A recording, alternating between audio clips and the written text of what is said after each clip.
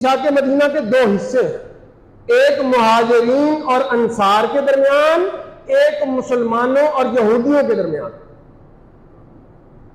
آپ نے پہلے مواخات کے بعد مہاجرین اور انصار کو ان باتوں پر اکٹھا کیا کہ آج کے بعد مہاجرین اور انصار مسلمان، وہ مکے سے آنے والے ہوں، وہ مدینے کے رہنے والے ہوں، وہ اوس کے ہوں، وہ خزرج کے ہوں، وہ بنو عوف کے ہوں، وہ کسی قبیلے کے ہوں، وہ سارے کے سارے مدینے کے اندر ایک وحدت کی حیثیت رکھتے ہیں۔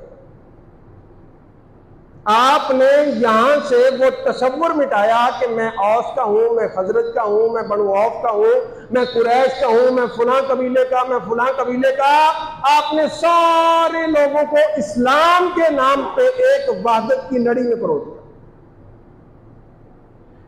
اور یہ معاہدے میں لکھا کہ مسلمانوں میں سے کوئی فرد اگر مقروض ہوگا، اس کے اوپر دیت کا بوجھ ہوگا، اس کے اوپر قرض کا بوجھ ہوگا، اس کو کوئی نہ کوئی تاوان دینا پڑے گا، تو سارے مسلمان مل کے اس بھائی کا دفاع کریں گے، اس کے ساتھ تعاون کریں گے۔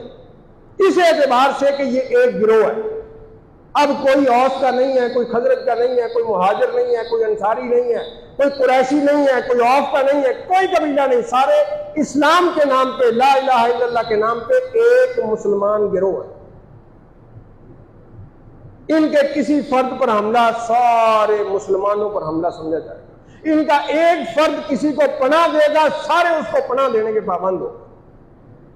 اس کے بعد یہی معاہدہ ایکسٹینڈ کر کے آپ نے یہودیوں کے ساتھ کیا، جس کی 3-4 بنیادی ترین شقیں ہیں۔ پہلی شق یہ ہے کہ مدینہ سارے کا سارا، اس میں آپ کسی بھی مذہب کو ماننے والے ہیں، آپ مدینے کے شہری ہیں، اور مدینہ منورہ پر حملے کا مطلب ہے یہودی ہو یا مسلمان ہو، وہ مدینہ پر حملہ سمجھا جائے گا، دفاع میں سارے کے سارے شریک ہوں۔ دوسرے لفظوں میں قریش اگر مدینہ پر حملہ کریں گے تو کیا ہوگا؟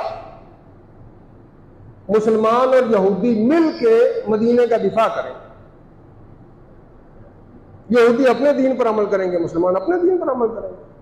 اگر لڑائی جھگڑا ہوگا تو ثالث نبی کریم صلی اللہ علیہ وسلم، مدینے کا کوئی بندہ کسی قریشی کو پناہ نہیں دے سکے گا۔